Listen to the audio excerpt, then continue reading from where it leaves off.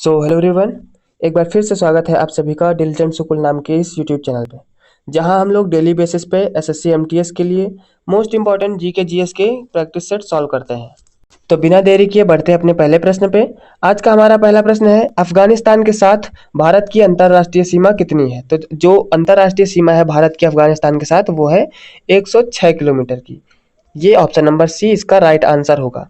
अफगानिस्तान के साथ भारत अपनी सबसे कम अंतर्राष्ट्रीय सीमा साझा करता है, और जो सबसे अधिक है वो आपकी बांग्लादेश के साथ साझा करता है। ठीक है, बांग्लादेश के साथ भारत अपनी सबसे ज़्यादा अंतर्राष्ट्रीय सीमा साझा करता है, जो कि कितनी है? 4096 किलोमीटर है।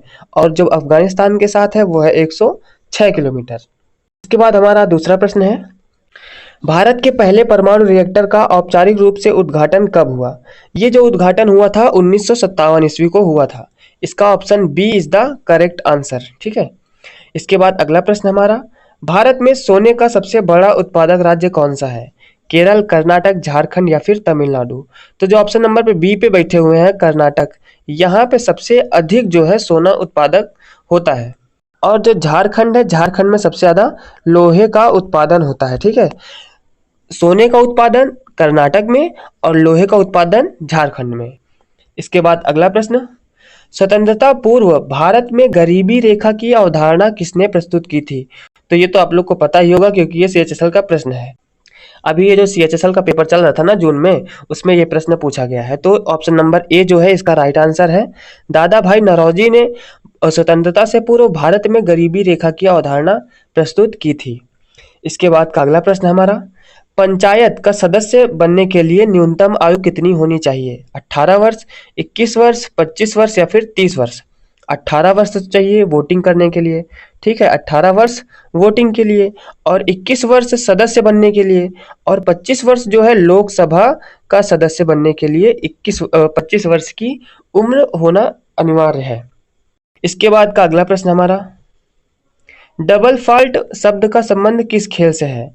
डबल फॉल्ट का संबंध जो है आपका वो टेनिस से है। अब आप लोग को पता ही होगा कि स्पोर्ट्स से एक नया क्वेश्चन पूछा ही जाता है।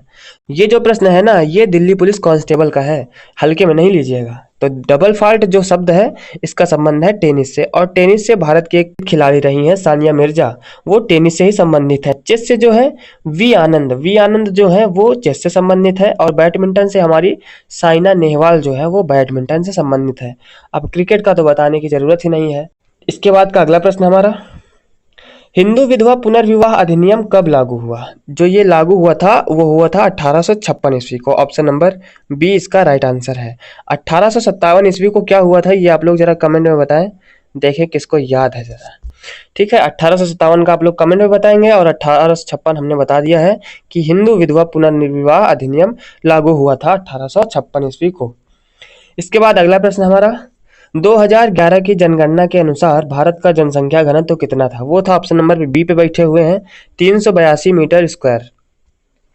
इसके बाद अगला प्रश्न, कृषि का विकास किस पंचवर्षीय योजना का उद्देश्य था? वो था हमारी पहली पंचवर्षीय योजना का उद्देश्य। ऑप्शन नंबर ए इसका करेक्ट आंसर है।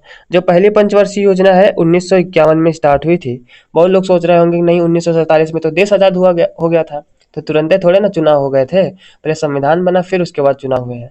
संविधान कब बन के तैयार हुआ? 26 नवंबर संविधान जो है बन के तैयार हुआ 26 नवंबर 1949 को, और लागू कब हुआ? 26 जनवरी 1950 को। और जो हमारा मतलब जो पहली पंचवर्षीय योजना है वो 1951 को स्टार्ट हुई। इसके बाद अगला प्रश्न हमारा, विश्व स्वास्थ्य दिवस कब मनाया जाता है? विश्व स्वास्थ्य दिवस जो है वो मनाया जाता है 7 अप्रैल को। 7 अप्रैल इसका राइट आंसर होगा। 15 जनवरी को बहुत सारे आर्मी के भक्त बैठे होंगे इसमें, जो कि एमटीएस जीडी सभी की तैयारी करते हैं, क्योंकि वो तो 4 साल का कर दिए हैं। बहुत सारे लोग कोविड की वजह से ओवर एज भी हो गए होंगे। तो जो 15 जनवरी है ना, ये थल सेना दिवस होता है। थल सेना दिवस जो है ये 15 जनवरी को मनाया जाता है। और 22 मार्च को क्या होता है पता है? जरा कमेंट में बताएं जरा, 22 मार्च को कौन सा डे होता है? 21 जून को पर्यावरण दिवस ना भाई, योगा दिवस, योग दिवस होता है। पर्यावरण तो 5 जून को होता है। इसके बाद अगला प्रश्न, रानी की वाव किस नोट पर अंकित है? रानी की वाव ये एक प्रश्न पूछे जाते हैं महत्वपूर्ण, कौन सी नोट पे कौन सा सिंबल बना हुआ है, जैसे कि 2000 की नोट पे मंगलयान था लेकिन वो तो गायब ही कर दिए हैं। 500 की नोट पे कौन सा है, 10 की नोट पे, 20 की नोट पे, तो इसमें 100 की नोट का पूछा है। ठीक है, 100 की नोट पे रानी की वाव जो है अंकित है। इसके बाद अगला प्रश्न हमारा, मधुबनी कला किस राज्य में प्रचलित है, उत्तर प्रदेश, बिहार, झारखंड या फिर राजस्थान। तो इसमें का ऑप्शन नंबर जो बी है ना, बिहार, जिया हो बिहार के लाला, वहीं पे मधुबनी कला स्थित प्रचलित है।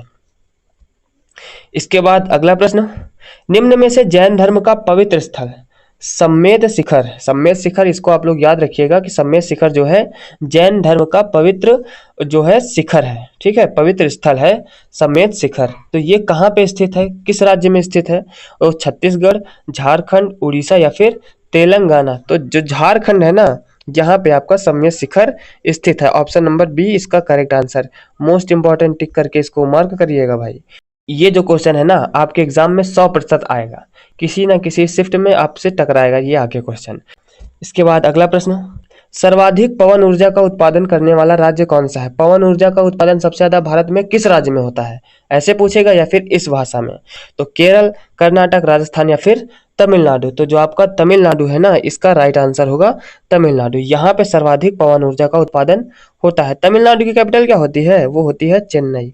और तमिलनाडु में है कन्याकुमारी, जो कि भारत का दक्षिणतम बिंदु है, भारत का स्थलीय दक्षिणतम बिंदु है। और जो भारत का सुदूरस्थ दक्षिणतम बिंदु है वो है इंदिरा पॉइंट, जो कि अंडमान निकोबार द्वीप में है। इसके बाद अगला प्रश्न, ये हमारा आज का लास्ट प्रश्न है और महत्वपूर्ण प्रश्न है, इसीलिए इसको लास्ट में रखा गया है। पंचमढ़ी पहाड़ियाँ कहाँ स्थित हैं। जो पंचमढ़ी की पहाड़ियाँ है ना, इनसे एक प्रश्न पूछा ही जाता है। ये कहाँ पे स्थित है, ये आपकी मध्य प्रदेश में स्थित है। और मध्य प्रदेश में ही स्थित है इंदौर, जो कि भारत का सबसे क्लीनेस्ट शहर है इंदौर। मध्य प्रदेश की कैपिटल क्या होती है, वो होती है भोपाल। भोपाल। और यहाँ के जो नए सीएम बने हैं उनका नाम बताइएगा जरा। उनका नाम हम ही बता रहे हैं, मोहन प्रसाद यादव जो है मध्य प्रदेश के नए चीफ मिनिस्टर बने हैं। हिमाचल प्रदेश की कैपिटल क्या होती है, शिमला। महाराष्ट्र की मुंबई, जो कि भारत की फाइनेंशियल कैपिटल है मुंबई। और गुजरात की अहमदाबाद। अहमदाबाद में सबसे ज़्यादा मिलें उपस्थित हैं। तो जो हमारे मोस्ट इंपॉर्टेंट और सिलेक्टेड क्वेश्चन थे उनका हो चुका है समापन। तो अगर आप लोग अभी पे वीडियो पे बने थे तो भाई वीडियो को लाइक भी करना होता है और चैनल को भी सब्सक्राइब कर लीजिए। वो बेल आइकन को प्रेस कर लीजिएगा, क्योंकि जो वीडियोस अपलोड होंगी ना उनका नोटिफिकेशन तभी पहुंचेगा जब आपने बेल आइकन को प्रेस कर रखा होगा।